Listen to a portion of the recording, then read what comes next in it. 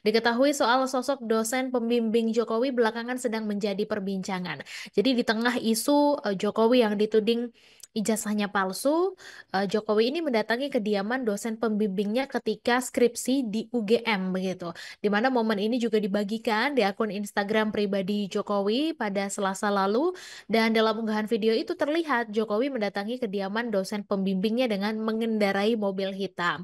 Jokowi terlihat mengenakan kemeja putih seperti yang ada di dalam video Tribuners dan kedatangannya tampak disambut hangat begitu oleh Kasmujo yang sudah menjadi seorang kakek berkemeja batik dengan rambut yang sudah memutih dan juga didampingi istrinya.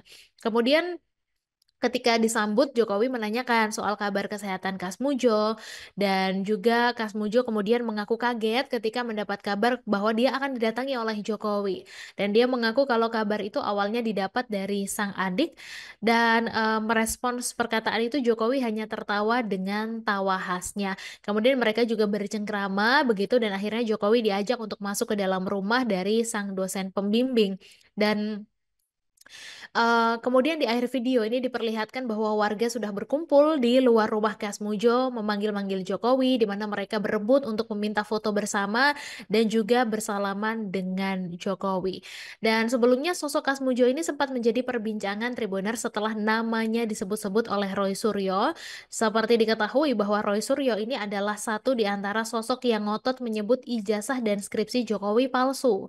Jadi dalam alibinya Roy Suryo mendebat soal sosok dosen pembimbing skripsi Jokowi, di mana dia mengatakan bahwa ada perbedaan antara pengakuan Jokowi dengan lembar skripsi terkait sosok dosen pembimbingnya. Di tahun 2017 lalu, Jokowi memang pernah memperkenalkan ke publik soal sosok dosen pembimbingnya, yakni Pak Kasmujo, dan karenanya Roy Suryo heran dengan temuan di skripsi Jokowi bahwa tertulis dosen pembimbingnya adalah Ahmad Sumitro, jadi bukan Kasmujo begitu.